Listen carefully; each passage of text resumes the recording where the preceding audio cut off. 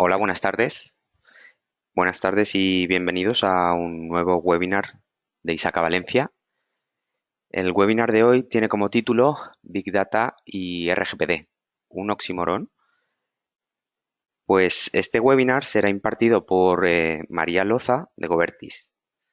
María es licenciada en Derecho por la Universidad Pública de Navarra y posteriormente ha obtenido el doctorado.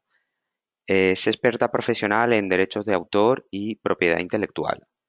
Dispone además de numerosos estudios relacionados con el derecho, blockchain y smart contracts. Y cuenta además con certificaciones como delegado de protección de datos. Actualmente, María ejerce las funciones de Lead Advisor jurídico y and Privacy Advisor. Y bueno, pues dicho esto, creo que todos tenemos ganas de que comiences. O sea que cuando quieras, María. Gracias.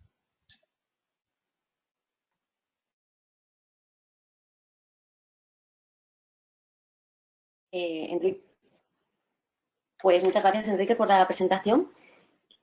Para mí es un placer que me hayáis invitado a impartir esta sesión y me oye bien, ¿verdad? Se me oye bien. Sí, perfectamente. Vale. Y bueno, sin más dilación, por utilizar aquí la terminología ya del RGPD, pues vamos a comenzar.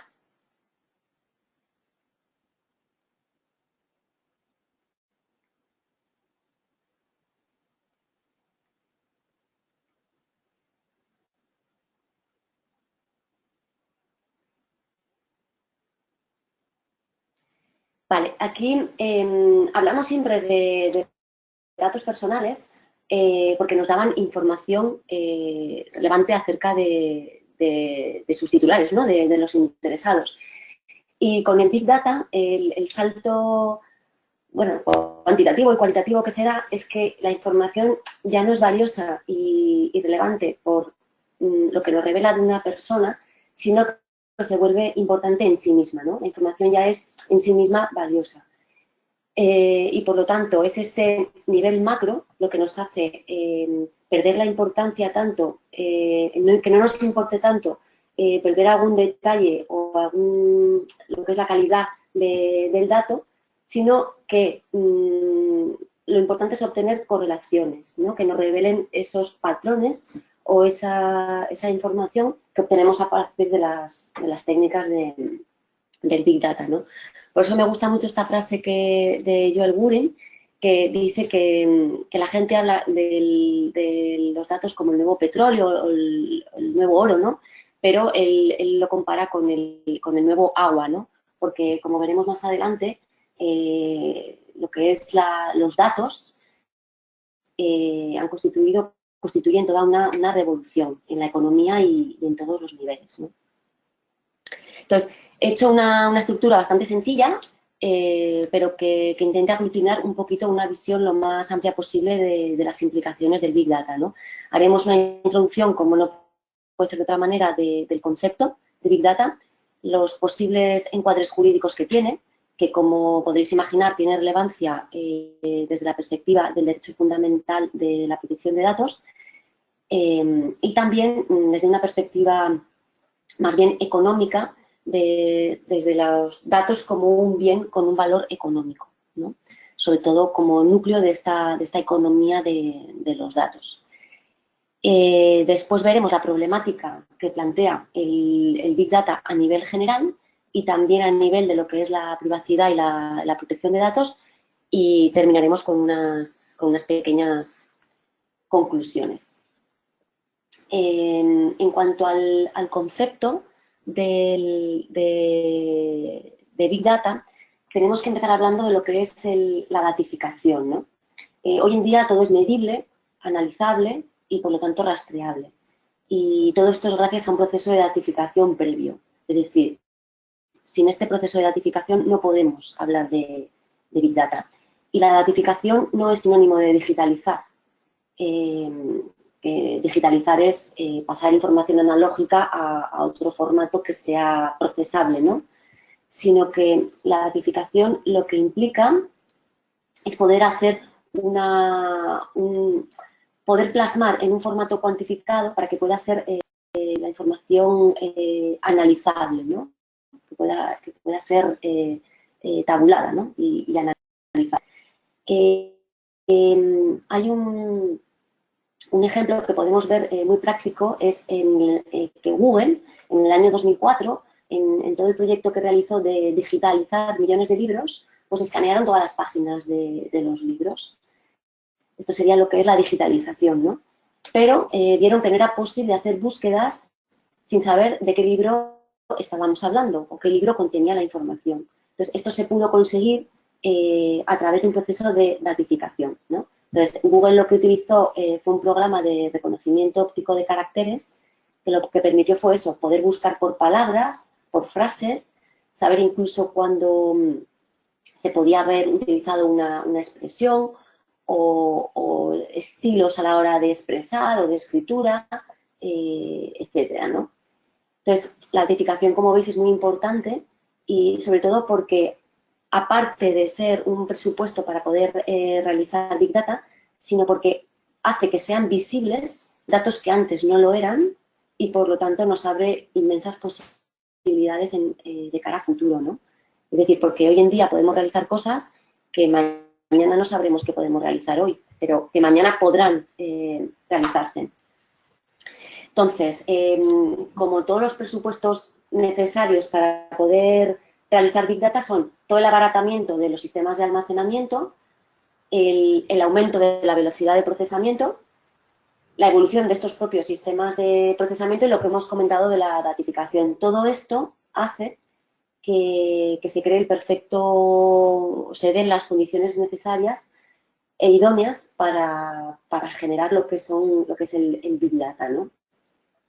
Y, por supuesto, todo ello ha hecho, además, que aumente exponencialmente tanto los tipos de información que se generan y se recogen como la cantidad, por supuesto. ¿Vale?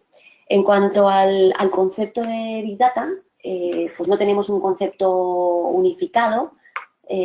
Cuando se apruebe la ISO relativa al mundo del Big Data, pues sí que tendremos ya una información, o sea, un concepto de carácter internacional, pero de momento la definición más aceptada es la de las 3 Vs, ¿no?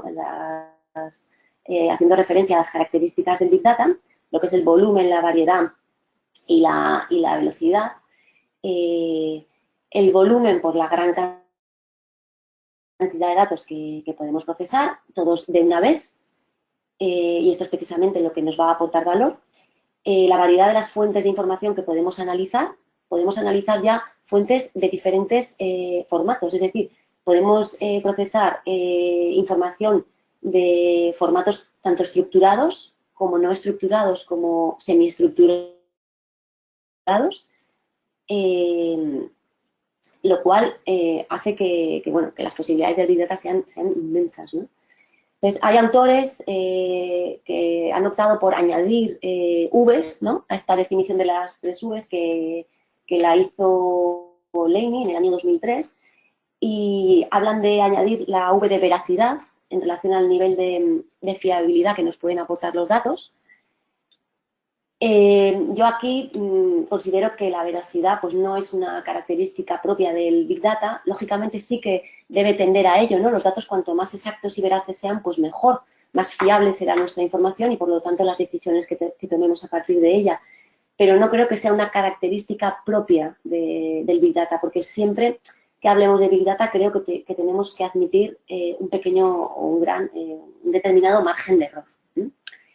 Luego, otras Vs que se han intentado añadir son el valor, la validez o la viabilidad de la información, pero yo creo también que estos son características más propias de los datos que de lo que se refiere a Big Data propiamente dicho, ¿no? Y luego también simplemente decir que muchas veces se encuadra al Big Data dentro de lo que es la inteligencia artificial, pero también creo que no pueden encuadrarse dentro de la misma, porque con Big Data, siguiendo sobre todo autores como Victor Meyer y Kenneth Hooker, que os recomiendo un libro de ellos, que es un ensayo que se llama La revolución de los datos masivos, del año 2013, que es muy, muy interesante. Pues ellos también consideran que que no podemos encuadrar el Big Data dentro de lo que es la inteligencia artificial porque no estamos enseñando a un ordenador a pensar. Simplemente lo que hacemos es aplicar una serie de técnicas para inferir consecuencias o correlaciones o probabilidades, pero no estamos enseñando propiamente a pensar a un ordenador. Entonces, la definición así más apropiada sería el proceso de grandes cantidades de datos que mediante la aplicación de determinadas técnicas de procesamiento permiten obtener una serie de conclusiones, ¿vale?, sobre la probabilidad de que determinados eventos puedan ocurrir. Esta sería la definición más apropiada. Vale, también se ha hablado mucho del cambio de paradigma, ¿no?, que suponía el Big Data. Bueno, aquí si hablamos propiamente dicho, entrando en lo que es el método científico, el método científico tradicionalmente se ha basado en dos paradigmas, ¿no? El paradigma teórico y el paradigma empírico, ¿no? O sea, es decir, la teoría y la experimentación. Luego se le añadió lo que es el paradigma de la simulación y hay quien habla del Big Data como el cuarto paradigma, ¿no?, de la investigación científica. Entonces, es indiscutible que el Big Data ha supuesto un cambio de paradigma a nivel de lo que es la disrupción, ¿no?, que supone esta tecnología, pero si hablamos propiamente como hablando de lo que son los métodos científicos, no podemos hablar de que sea un cambio de paradigma porque no desechamos los paradigmas anteriores, ¿no?, que sería un requisito de cuando hablamos de un cambio de paradigma. Entonces, en el sentido de cambio de paradigma en el método científico, no podemos hablar propiamente del Big Data como ese cuarto paradigma. Sí que sería un paradigma que viene a complementar los anteriores, pero que los anteriores, lógicamente, no van a desaparecer, ¿no?, en lo que es la investigación científica. Por otro lado, hay que hablar también del Open Data, de los datos abiertos, porque son una fuente potencial enorme para el Big Data.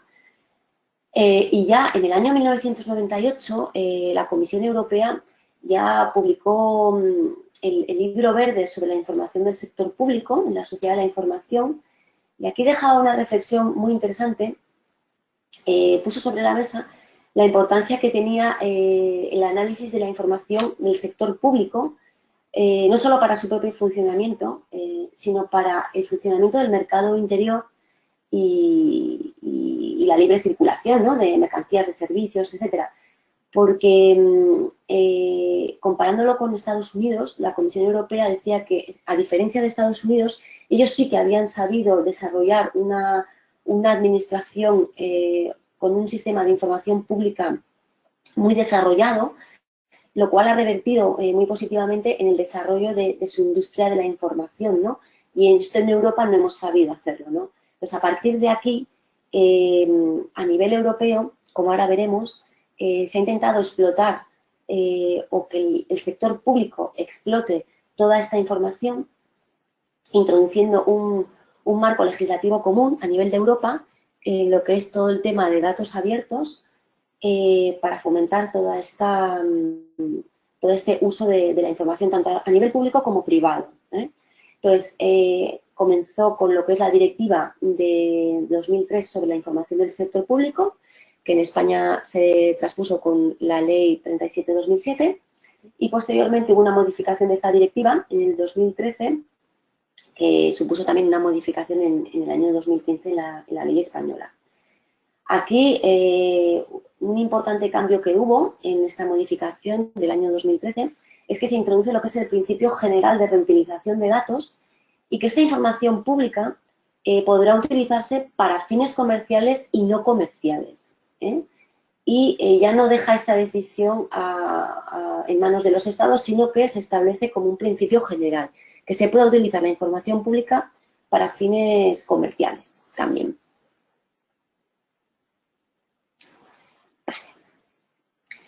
En lo que es el sector privado y público, es muy importante todo este camino que ha comenzado la Comisión Europea con una serie de comunicaciones, primero en 2014 y otra comunicación de 2017, en la que lo que pretende es sembrar el terreno de la mejor manera posible para poder tener un mercado único en materia de datos, ¿no?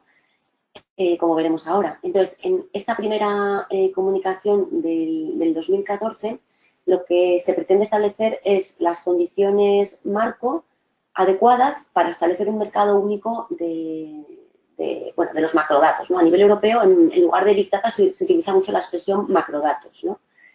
En contraposición a los datos personales o los microdatos, para poder establecer lo que es una futura economía de los datos sólida y poder competir se está pensando siempre en el mercado de Estados Unidos, ¿no? Entonces, aquí la Comisión Europea lo que dice es que tenemos un marco jurídico muy complejo, que tenemos que reformar este marco jurídico y asegurarnos de que este marco sea compatible con los usos que queremos realizar de los datos, para que haya una seguridad jurídica para nuestras empresas a nivel europeo y también sembrar la confianza en los consumidores y usuarios, ¿no? Que al fin y al cabo somos los usuarios de todos estos servicios. Entonces, que solo así podremos establecer un mercado único, una economía de los datos sólida. Para ello, en esta comunicación se dice que el sector público y el sector privado deberán cooperar y se crea incluso una asociación de carácter público-privada para esta cooperación entre el sector público y privado y poder posicionar a Europa en el marco del Big Data y de inteligencia artificial. Esta será una de sus funciones.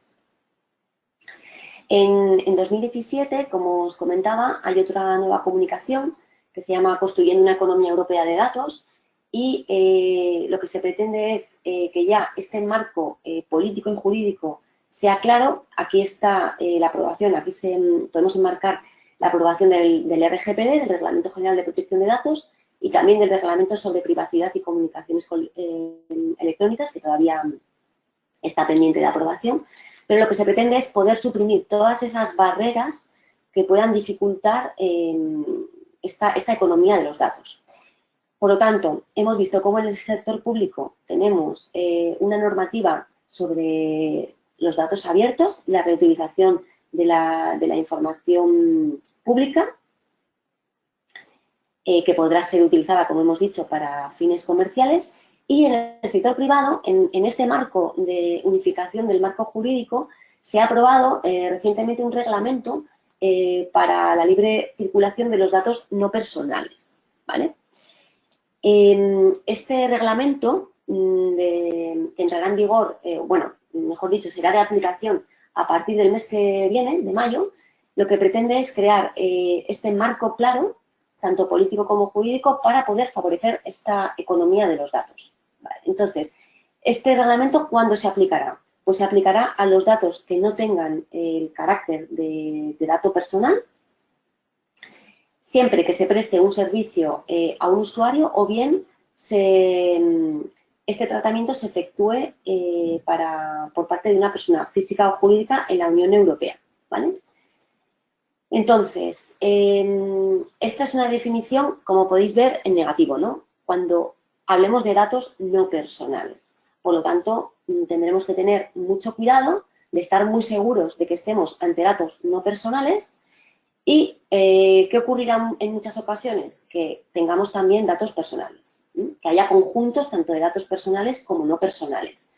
Estos conjuntos de datos puede que estén diferenciados, lo cual nos facilitaría mucho la labor, pero puede que no estén diferenciados, puede que estén, como habla el reglamento, inextricablemente ligados, ¿no? Esta es la expresión que utiliza el reglamento.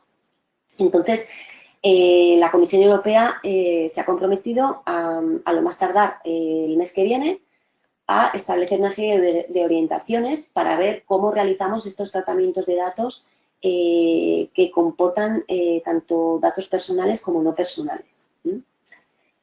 Entonces, este reglamento lo que pretende es allanar el mercado interior, ¿no? Entonces, lo que pretende es eliminar los requisitos de localización de datos. Es decir, que no haya un requisito que que obligue a realizar un determinado tratamiento en un determinado país europeo. Entonces, esto se pretende eliminar y también se pretende eliminar las dependencias de un solo proveedor, es decir, favoreciendo lo que es la libre circulación de los datos. Y estableciendo también un derecho a la portabilidad para favorecer que no dependamos de un solo proveedor y que podamos cambiar de proveedor cuando así lo consideremos necesario. En cuanto a los requisitos de localización de los datos que comentábamos, que es lo que se pretende eliminar, los estados tendrán que publicar a través de un punto nacional de información aquellos posibles requisitos de localización que pudieran existir y de modo que puedan consultarse. Y también a nivel de la Comisión Europea también se publicarán estos listados de manera consolidada a nivel de toda Europa, ¿no? Vale. Por otro lado, también hay que tener en cuenta que también se pretende fomentar que se incentive por parte del sector privado compartir esta información que pueda tener, ¿no? Del mismo modo que podemos contar con los datos abiertos por parte de la administración pública, también se intenta que se debería, o la Comisión Europea entiende que debe fomentarse esa compartición de datos por parte del sector privado. Por ejemplo, la normativa francesa en materia de datos abiertos sí que ha introducido la posibilidad de que la administración pública pueda solicitar determinada información al sector privado siempre que tenga relevancia o interés público esta información. ¿Vale? En cuanto al encuadre jurídico, como comentábamos al principio, el Big Data se puede ver desde la perspectiva de la protección de datos y, por lo tanto, se aplicaría toda la normativa de protección de datos, o bien podemos verlo como un bien económico inmerso en todo esto que acabamos de ver de la economía de los datos. Por lo tanto, estaríamos hablando de bienes jurídicos diferentes. En el caso de la protección de datos, está claro que estamos protegiendo lo que es el derecho fundamental a la protección de datos y, por lo tanto, tendría preferencia con lo que es el bien que podríamos proteger a nivel de lo que es la economía de los datos. Entonces, ¿esto qué quiere decir? Que tenemos que tener muy en cuenta cuando estemos hablando de datos anonimizados, por lo tanto, en este reglamento que acabamos de ver de datos no personales, tenemos que tener mucho cuidado de que no será de aplicación la normativa de protección de datos y no podemos excluirlo a priori de una manera general, ¿no? Tenemos que tener siempre, como veremos a continuación, unos determinados cuidados, ¿no?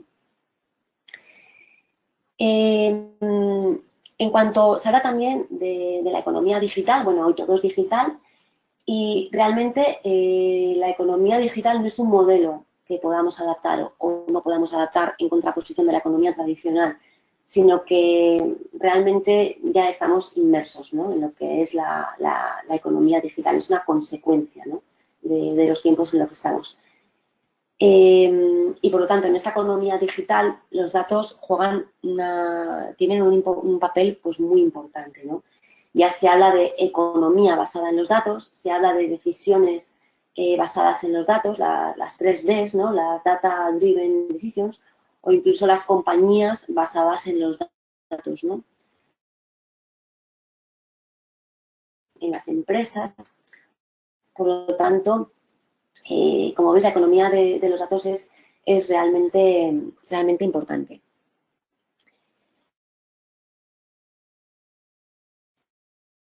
Antes, la estrategia de la Comisión Europea se lo que es poder mejorar el acceso de los consumidores y de las empresas a los bienes y servicios que pueda haber en toda Europa sin que haya ningún tipo de barreras y a la vez así poder competir en el exterior. Crear unas condiciones adecuadas para que las redes y los servicios digitales prosperen. Aquí estaría, por ejemplo, la aprobación del reglamento de protección de datos y aprovechar sobre todo al máximo todo este potencial de crecimiento de lo que es la economía digital europea, ¿no? La Comisión Europea es consciente de que tenemos que digitalizar todos los sectores si queremos tener una industria fuerte, ¿no? a nivel europeo. Bueno, se ha hecho una revisión de de cómo estamos en este avance de lo que es la economía digital, el mercado único digital. Pero hay que decir también que, por su parte, el Parlamento Europeo hizo ya en 2015 un análisis sobre este impacto que podría tener en la privacidad todo lo que es el Big Data, ¿no? Y analizando también la posición de la Comisión Europea, de estas comunicaciones que acabamos de ver, ¿no? Y la conclusión del Parlamento Europeo de este informe que encargó fue que quizás se había puesto mucho énfasis en lo que es el comercio y la economía, y que se había puesto poca atención al tema, a los retos legales y sociales, ¿no? A todas esas consecuencias que podía tener a nivel ético y a nivel de privacidad. Entonces, en 2017 aprobó un informe sobre las implicaciones de los macrodatos, habla, bueno, del Big Data, en los derechos fundamentales. Entonces, este informe me parece bastante relevante. Podemos ver los puntos más importantes del mismo, en este informe se habla de que aplicaremos lo que es toda la normativa de protección de datos, incluso cuando estemos hablando de datos pseudonimizados, que ya veremos en qué consiste la pseudonimización, o incluso cuando estemos hablando de que estemos utilizando datos no personales, pero que puedan tener una cierta repercusión en la vida privada de las personas. También habla de la posibilidad de reidentificar a las personas a partir de datos anónimos, que esto debe tenerse en cuenta, es decir, no porque tengamos datos anónimos ya podemos entender que nos liberamos de cumplir con la normativa de protección de datos, porque tenemos que tener muy presente el riesgo de reidentificación.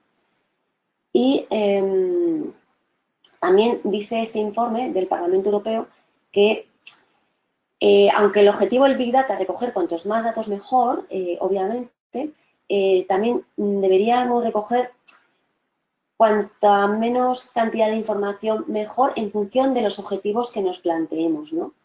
También intenta fomentar intenta el Parlamento Europeo que se fomente la investigación en temas de anonimización. Y a nivel del reglamento de protección de datos, pues fomentar estos códigos de conducta o sistemas de certificación para poder tener una mayor seguridad. También recomienda lo que es la utilización de la pseudonimización o de la anonimización o cifrado de datos para poder reducir los riesgos para las personas.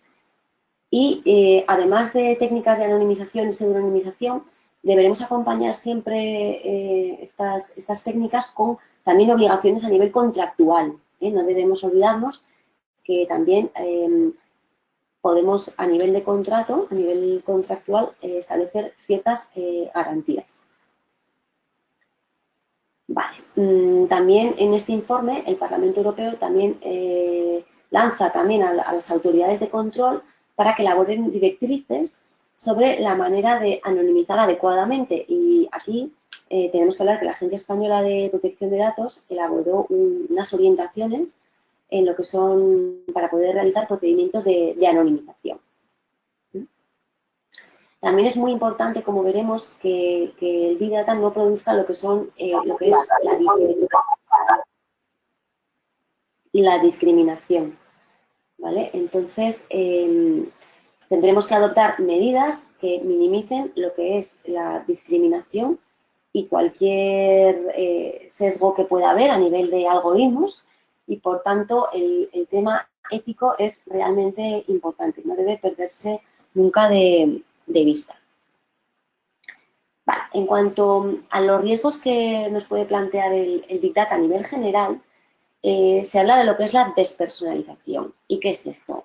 Pues hablamos de despersonalización cuando ya las personas damos por supuesto que en pro de la seguridad o de un supuesto bien común tenemos que ceder parte de nuestra privacidad, ¿no? esto puede hacer que nuestros comportamientos, inconscientemente incluso, se modifiquen, ¿no? Entonces, por miedo a las consecuencias que pueda haber, pues inconscientemente estamos modificando nuestro comportamiento, ¿no? Bien por inconscientemente, como digo, o bien por represalias, ¿no? Entonces, esto es un riesgo que debe tenerse en cuenta.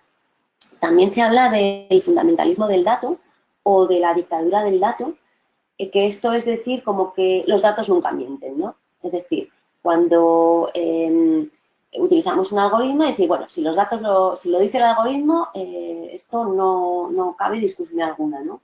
Pues esto no es así. Esto sería, como se dice, pues una especie de dictadura, ¿no? O de fundamentalismo. Entonces, bien es cierto que puede haber una causalidad a nivel de datos, pero no tenemos que asumir que siempre va a ser esta causalidad verdadera, ¿no? Puede haber algunas situaciones de discriminación. ¿Mm? Luego, por otro lado, también es muy importante el tema de la contextualización y, por lo tanto, de la descontextualización de la información. Es decir, si una misma información la sacamos fuera de contexto, puede perder todo su sentido o incluso la veracidad. Entonces, cuando desvinculamos la información del contexto en el cual se recoge, puede ser que ya deje de ser verdadera o que cambie completamente el sentido. Entonces, esto lo que produciría es no solo que se pueda producir un tratamiento de datos no consentido, sino que podamos llegar a conclusiones que no son verdaderas, con el riesgo que ello conlleva. ¿Mm? Y luego, como hablamos, problemas éticos. O sea, esto es fundamental. Que podamos hacer algo no significa que debamos hacerlo o que sea correcto hacerlo. Entonces, todas las posibilidades que tenemos a nivel de análisis de datos son enormes. Incluso desconocemos todo lo que podremos llegar a hacer con los datos en un futuro. Entonces, mucha gente tiene la máxima, ¿no? Recojamos cuantos más datos mejor y ya veremos qué hacemos con ellos mañana, ¿no?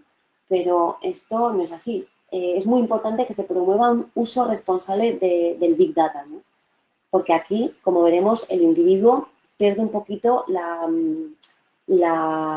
el control, ¿no? Pierde el poder de decisión. Entonces, aquí todo lo que es la responsabilidad proactiva de la que habla el Reglamento de Protección de Datos o simplemente un tema de ética, un uso responsable de los datos es realmente importante, es importantísimo, porque no podemos olvidar que al final la dignidad de las personas, además de ser un derecho fundamental, es un presupuesto para el ejercicio o para el desarrollo de otros derechos, como puede ser el derecho a la protección de datos u otros derechos fundamentales. Por lo tanto, el tema de la ética y el Big Data es muy, al igual que en inteligencia artificial, por supuesto, es muy importante, ¿no? De hecho, el Supervisor Europeo de Protección de Datos ya creó un grupo consultivo sobre ética eh, para, para explorar toda la relación que podían tener los derechos humanos con la tecnología y con los modelos de negocio que estamos viendo cada día que están surgiendo, ¿no? Y tan importante es el tema del impacto del Big Data en la privacidad que si recordáis el convenio 108 del Consejo de Europa para la protección de las personas, es del año 1981, que es un convenio muy importante, pues se actualizó a las nuevas tecnologías el año pasado, en 2018. Pues incluso antes de esta versión revisada, para actualizarlo a las nuevas tecnologías, ya se elaboraron estas directrices sobre la protección de los individuos en relación al Big Data, para que veáis la importancia que tiene en lo que es el impacto en la privacidad, ¿no? Entonces, considero importante que veamos estos principios que establecen estas directrices, porque porque se recomienda que se adopten para poder prevenir todos los efectos que el Big Data pueda tener con carácter negativo en lo que son los derechos de las personas y, por lo tanto, la dignidad de las personas, ¿no? Entonces, el primer principio lo que habla es de un uso ético y socialmente consciente de los datos, ¿no? Habla de socialmente consciente de los datos por estas implicaciones éticas que acabamos de comentar, ¿no? Entonces, hay que tener en cuenta no solo los valores éticos que podemos todos tener en cuenta, pero hay que tener en cuenta estos valores éticos tanto del propio contexto del que hablamos en un nivel concreto como en un nivel más amplio, ¿no? Es decir, tenemos que estar pensando de la comunidad en la que estamos hablando, que puede ser muy diferente por cultura o por cualquier otro contexto, diferente al general de la sociedad, ¿no? Y, por supuesto, el respeto a los derechos humanos. Para ello, lo que se habla es de que se deberán crear o bien utilizar comités que ya puedan existir de ética, ¿no? Que valoren si se han tenido en cuenta estos valores, tanto a nivel de la comunidad como de la sociedad. En cuanto al segundo principio de las políticas preventivas y de valoración del riesgo, por supuesto, hay que realizar un enfoque de precaución en este ámbito y tener en cuenta que no solo estamos hablando de la privacidad a nivel individual de las personas, sino de lo que es la dimensión colectiva. Y esta evaluación de riesgos es por esta dimensión colectiva que también tenemos que tener en cuenta, que tenemos que abordar aspectos ya no solo legales, sino sociales y éticos, porque estamos hablando también de la dimensión colectiva de estos derechos. En cuanto a la limitación de la finalidad y la transparencia, bueno, a nivel de protección de datos ya sabéis lo que es el principio de limitación de la finalidad y, por lo tanto, si hacemos un tratamiento de datos que la persona no pueda considerar esperado y, por lo tanto, para esta persona sería inesperado o inapropiado, esto estaríamos sometiendo a unos riesgos diferentes e incluso mayores de los que contempló en un principio. Por lo tanto, tendremos que tener en cuenta la información que se proporcionó a la persona en primer lugar, para saber qué es lo que esta persona puede esperar o no esperar, ¿no? Ya veremos luego lo que es el tratamiento de datos compatible, ¿no? En cuanto al principio del enfoque basado en el diseño, bueno, ya sabéis los principios de la privacidad desde el diseño y por defecto, pero bueno, aquí lo que se recomienda es que debería, antes de probar a escala muy grande los tratamientos de datos, lo que se debería hacer pruebas es con una cantidad limitada de datos antes de probarlo en una escala mayor. Por supuesto, también utilizar la pseudonimización y evitar utilizar información no sensible para inferir información sensible, que esto se puede hacer y no sería del todo muy complicado. El tema del consentimiento.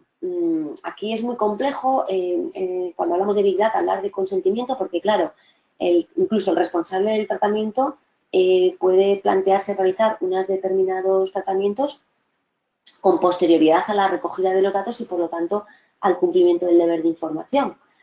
Pero lo que aquí hablan en estas directrices es que cuando se hayan recopilado los datos sobre la base del consentimiento, tendremos que proporcionar la posibilidad de retirar, de que la persona pueda retirar de una manera sencilla y fácil su consentimiento y también si hubiese un desequilibrio, que esto también lo recoge el Reglamento de Protección de Datos, un desequilibrio entre el responsable y el interesado, la carga de la prueba de demostrar que no existe ese desequilibrio será del responsable.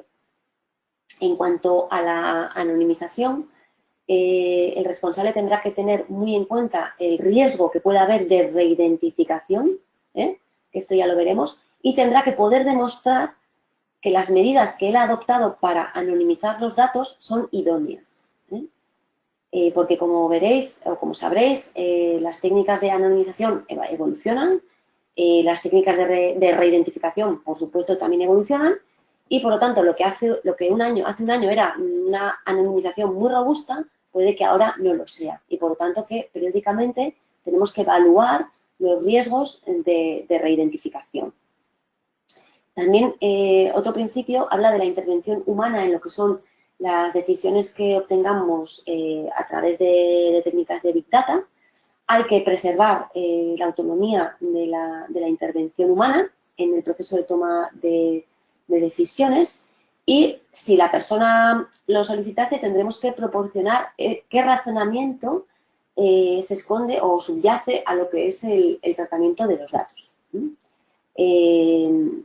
También tendremos que poder permitir a las personas que toman decisiones la libertad de no basarse en esta decisión que a nivel de Big Data se le recomienda, ¿no? Tenemos que poder incluir esta libertad y cuando haya indicios de que pueda haber una discriminación, demostrar que no ha habido esta discriminación, ni directa ni indirecta, ¿no? Y, por supuesto, el derecho de los interesados a impugnar estas decisiones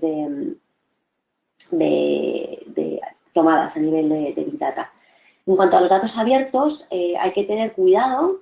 Se dice que las entidades públicas y privadas tendrán que tener cuidado porque, como hemos visto, las bases de datos abiertos pueden utilizarse para poder extraer inferencias sobre los individuos y los grupos. Por lo tanto, hay que tener cuidado en cómo proporcionamos estas bases de datos. Y muy importante el tema de la educación.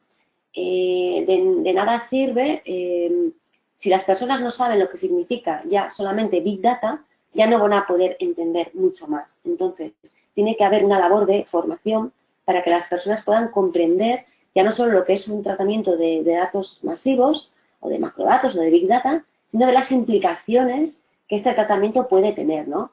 Aquí muchas veces dicen, no, pedimos la famosa petición del código postal cuando vamos a comprar, ¿no? Pues si esto no tiene ninguna relevancia, ¿no? Bueno, pues sí la tiene, ¿no? Entonces, bueno, que la gente sea consciente de todas estas implicaciones que pueda haber.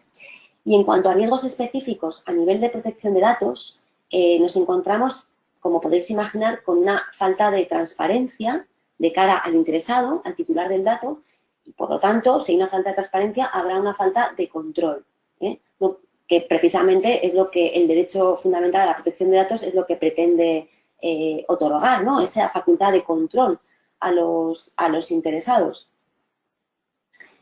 Entonces, aquí este es el riesgo que más nos encontramos. Y sobre todo si tenemos en cuenta el concepto de dato personal, ¿no? Aquí el Reglamento de Protección de Datos ha perdido quizá una oportunidad de innovar, ¿no? Porque si seguimos basándonos en un concepto de dato personal tradicional, que es el concepto que nos da el interesado, lo que serían los datos que nos facilita directamente el interesado, ¿no? Pero hay otra serie de datos que pueden observarse de lo que el interesado proporciona, otros datos que podemos derivar de esos datos que ya tenemos o que ya ha facilitado el interesado, y también podemos inferir datos también. Entonces, ¿vale? Estos datos que se llaman los datos derivados o los datos inferidos sí que son producto de un tratamiento de datos existentes que ya tenemos, ¿no? Pero no dejan de ser datos nuevos que podemos obtener de la persona y, por lo tanto, que no hemos obtenido directamente de la persona. Por lo tanto, quizá aquí una pequeña crítica al RGPD, ¿no? Que no ha sabido quizá adoptar. Es más, el concepto de dato de carácter personal del RGPD se amplía, ¿no? Un poquito, un poco bastante. En fin, en cuanto a otro riesgo, la anonimización y la privacidad, aquí el RGPD habla de que se aplicará la normativa de protección de datos, de que no se aplicará a la información anónima o a los datos que se hayan convertido en anónimos, ¿vale? Entonces, hay información que es anónima desde su nacimiento, que nunca ha sido un dato de carácter personal, pero hay información que podemos haberla hecho anónima, ¿no? Que la hemos anonimizado. Entonces, en este segundo caso de la información hecha anónima, el acto mismo de anonimizar no es un tratamiento de los que se consideran compatibles con la finalidad inicial de la recogida de datos, por lo que en teoría deberíamos someterlo a la prueba de la compatibilidad. Pero si podemos garantizar que este proceso de anonimización se ha realizado de un modo fiable, sí que se admite que sea un fin compatible sin cumplir, sin necesidad de observar ningún requisito más, ¿no? ¿Y qué es esto de la prueba de la compatibilidad? Pues bien, cuando el interesado nos ha dado los datos para unas finalidades originarias, podremos tratarlos para otras finalidades compatibles con estas finalidades originarias siempre que cumplamos una serie de requisitos. Aquí el Reglamento de Protección de Datos ha recogido los criterios del grupo de trabajo del artículo 29. Sería siempre que estos datos, que estas finalidades tengan relación entre sí, teniendo en cuenta también el contexto en el que hemos recogido los datos y la naturaleza de los datos. Y también, que es lo que interesa ahora, es la existencia de una serie de garantías adecuadas como podría ser la pseudonimización, ¿vale? Aquí lo que sorprende un poco es que la pseudonimización pueda constituir una medida que legitime el uso posterior de los datos para un fin distinto para el que fueron recogidos. Porque, como veremos, la pseudonimización no deja de ser una medida de seguridad que no es una anonimización de datos, ¿no? Entonces, bueno, es un poquito otra pequeña crítica, ¿no? En cuanto a la irreversibilidad de la información, como hemos hablado antes, hay un riesgo siempre de reidentificación, porque la irreversibilidad no es infalible, ¿no? La anonimización no es infalible. Entonces, tenemos que evaluar periódicamente estos riesgos que puede haber de reidentificación. Entonces, nos planteamos, bueno, entonces, ¿cuándo podemos hablar de un conjunto de datos propiamente anónimos, ¿no? Pues aquí el reglamento habla de la razonabilidad en los medios que utilicemos. Es decir, si la reidentificación es razonablemente imposible, entonces sí que podremos hablar de un conjunto de datos anónimos, ¿no? Pero como la tecnología evoluciona muy rápidamente, entonces aquí es, como digo, muy importante todo el tema de la revisión de los riesgos, ¿eh? Tendremos que tener en cuenta en la razonabilidad de los medios utilizados los costes, el tiempo y también la tecnología utilizada. En cuanto a los principios de la anonimización, aquí, bueno, me remito a la guía que sacó la Agencia Española de Protección de Datos, que os he comentado antes, en cuanto a los procedimientos de anonimización. Y en cuanto a las técnicas concretas de anonimización, si queréis más información, el Grupo de Trabajo, el artículo 29, publicó ya en el 2014 un dictamen sobre técnicas. Pero bueno, aquí lo recomendable y lo interesante es que antes de aplicar una técnica de anonimización, siempre tendremos que realizar una fase de pre-anonimización, que en lo que consiste es en localizar estas variables de información que podamos eliminar lo que sean identificadores directos, ¿no? Y así estaremos de inicio eliminando una serie de riesgos importantes. Partiendo de que no hay ninguna técnica de anonimización infalible, bueno, siempre que podamos combinar, por ejemplo, diferentes técnicas, como puede ser la generalización o la aleatorización, estaremos aumentando las garantías, ¿no? Pero bueno, para más información sobre técnicas concretas podéis ver este dictamen. Y en cuanto a la pseudonimización, en lo que consiste es en sustituir un atributo por otro, ¿no? En un registro. Entonces, no podemos hablar de irreversibilidad, de anonimización en este caso, porque siempre podemos, la pseudonimización conlleva una reversión, siempre podemos saber a qué persona se refiere, ¿no? Entonces, es una medida de seguridad y, por lo tanto, la normativa de protección de datos a los datos pseudonimizados se aplican totalmente, ¿eh? No se trata de una técnica de anonimización, sino que es una medida de seguridad muy útil porque lo que reduce es la posibilidad de vincular datos personales, pero no es una técnica de anonimización. Y en cuanto a los datos que ya tenemos, como comentaba antes, puede ser que ya tengamos un montón de datos y que nos planteemos poder hacer Big Data, ¿no? Aquí decir que la legitimidad interviene en lo que es tanto en la forma en la que hemos recogido los datos como en si la persona podría entender dentro de sus expectativas razonables que se pudiera hacer este tratamiento, ¿no? Entonces aquí tenemos que tener muy en cuenta que o bien pedimos el consentimiento a las personas o bien procedemos a su anonimización de las maneras que hemos comentado, ¿no? O que puede haber. Porque, como digo, la reidentificación está a la orden del día, ¿no? Tenemos que tener en cuenta que hay un montón de datos disponibles, que es lo que se llama esta información auxiliar, que lo que va a facilitar es enormemente la reidentificación de los datos. Entonces, el problema de la reidentificación no solo es la identificación en sí misma, el asociar una información a una persona, sino que podemos obtener mucha más información de la que teníamos previamente. Este es un riesgo muy importante. Vale. Y en cuanto a lo que es la toma automatizada de decisiones, es decir, estas decisiones que producen efectos jurídicos en base a procesos informáticos, como puede ser Big Data, sin intervención humana y, por lo tanto, sin conocimiento de la persona, aquí lo más importante es evitar que estas técnicas puedan tener efectos discriminatorios o arbitrarios, ¿no? Y, por lo tanto, que se vulneren derechos fundamentales. Aquí el Reglamento de Protección de Datos ha establecido la posibilidad de que podamos oponernos a toda decisión que se base únicamente en un tratamiento automatizado, siempre que se den una serie de requisitos. Que la decisión se base en un tratamiento automatizado, que produzca efectos jurídicos significativos, que no sea necesaria para la ejecución de un contrato y que no se base, obviamente, en el consentimiento explícito del interesado. Entonces,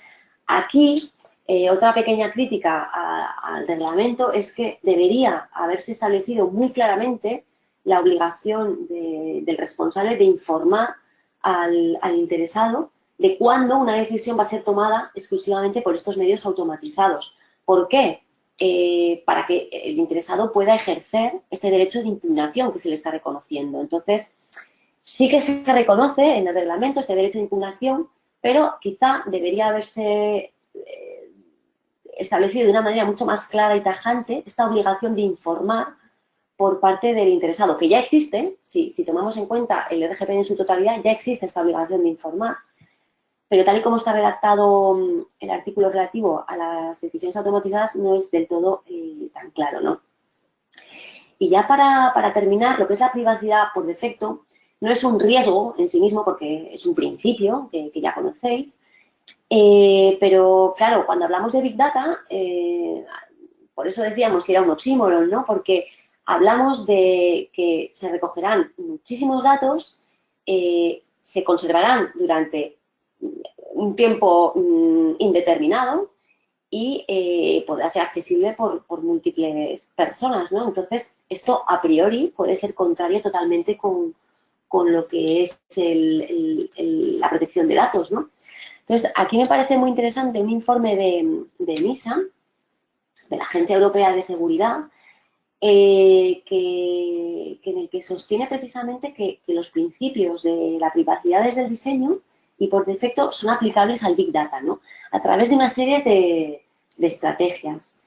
Estas estrategias que menciona el informe son la estrategia de minimización, es decir, a pesar de que el Big Data, como decimos, implica una recogida masiva de datos, si recogemos la mínima cantidad necesaria de datos, esto redundará en favor de una mejor calidad de estos datos, ¿no? De unos datos mejores y más útiles, ¿no? Que si recordamos esa V de veracidad que hablábamos al principio, pues redundará en pro de esta calidad, ¿no? De los datos que obtengamos a partir de estas técnicas de Big Data. También habla de técnicas de ocultación, es decir, que los datos personales y sus interrelaciones no sean expuestos a plena vista, o técnicas de separación o de agregación, que lo que permitirían es que estos datos podamos hacer analíticas sin que afecte a la privacidad de las personas, ¿no? También habla de unas estrategias de control, habla de que podamos, que los interesados consientan, puedan expresar ese consentimiento a la hora de permitir que se realicen con sus datos técnicas de Big Data. También habla de estrategias a nivel de cumplimiento y de demostración, que es lo que se habla a nivel de protección de datos de la accountability, la responsabilidad proactiva. Y bueno, son estrategias que al menos sobre el papel queda claro que estos principios de privacidad desde el diseño sí que se pueden aplicar al Big Data, ¿no? Y bueno, ya para terminar, no extenderme más, una serie de conclusiones, que Big Data y RGPD no son conceptos contrapuestos, que es lo que nos planteábamos en este webinar, pero sí que deben respetarse mutuamente. Tanto el tema del respeto a nivel de protección de datos como a nivel de la economía de los datos, ¿no? Luego, por otro lado, todos los avances tecnológicos que vamos sufriendo, se habla de Big Data, de inteligencia artificial, de cualquier otra técnica, lo que no pueden obligarnos es a asumir una pérdida de privacidad. Esto es lo que no puede ser. Es decir, si la tecnología avanza, también tiene que avanzar o evolucionar lo que son los principios de protección de datos, pero avanzar para garantizar un reforzamiento real. Es decir, no por aumentar la cantidad de información que yo ofrezco al interesado, estoy reforzando sus derechos. O sea, tiene que ser un reforzamiento real, que redunde en una garantía real, en un respeto real de sus derechos. Luego, el diferente encuadre jurídico que veíamos del Big Data no podemos tratarlo de manera aislada, porque como veis, el tratamiento de datos personales y no personales está íntimamente relacionado. Entonces, tenemos que tener muy en cuenta la normativa, el reglamento de protección de datos europeo y el reglamento también que se aplica a los datos no personales, porque, como veíamos, en muchas ocasiones tendremos datos tanto personales como no personales y serán de aplicación ambas normativas a la vez, no son excluyentes. Y por otro lado, no tenemos que perder de vista que estamos en una sociedad global, ¿no? Entonces, hablamos de Europa, pero si hablamos de Big Data, no estamos hablando solo de Europa, estamos hablando del mundo. Entonces, hablamos de Estados Unidos y de que deberíamos ofrecer soluciones a un nivel global, no a un nivel local o regional. Entonces, porque los problemas son los mismos, entonces las soluciones deberían ofrecerse a un nivel global. Entonces, bueno, estas serían las conclusiones y yo ya terminaría de hablar. No sé si hay alguna pregunta o alguna cuestión. Muchas gracias, María, por presentarnos este tema tan presente últimamente que es el Big Data y el RGPD. Y bueno, a los asistentes, no sé si tenéis alguna pregunta para María. Bueno, por aquí nos están dando la enhorabuena para ti por este tema tan interesante. Y bueno, vamos a esperar a ver si alguien más se anima. Ah, sí, nos preguntan si puedes repetir cómo se llamaba el libro. El libro, sí. La revolución de los datos masivos. Y sus autores. Sí, Víctor Meyer, a ver, esto no sé si lo voy a pronunciar bien, Sonberger y Kenneth Cukier. Es de la editorial Turner Noema. A ver, del año, bueno, yo tengo la edición, a ver, yo tengo la edición del 2013 de Turner Publicaciones SL, pero creo que habrá ediciones posteriores. Se llama Big Data, la revolución de los datos masivos. Lo vais a encontrar sin ningún tipo de dificultad y yo os lo recomiendo porque es realmente interesante. Es un ensayo que se lee muy bien. Yo me lo fusilé en un día o dos porque realmente era muy interesante, muy fácil de entender. No es a nivel jurídico, ni mucho menos. Es a un nivel muy sencillo de entender y es muy interesante. Se llama eso, Big Data, la revolución de los datos masivos, de Víctor Meyer y de Kenneth Cupier. Sí, un compañero nos acaba de poner el post de, bueno, la URL de Amazon donde está ese libro, podemos encontrarlo. Estupendo. O sea Muy que, bien. nada, pues bueno, muchísimas gracias María por el webinar y bueno, a los asistentes recordar que en breve publicaremos un cuestionario con el que podéis obtener CPEs y simplemente que os esperamos en el siguiente webinar. Muchísimas gracias a todos. Muchas gracias, Enrique. Gracias. Un saludo. Gracias. Saludo.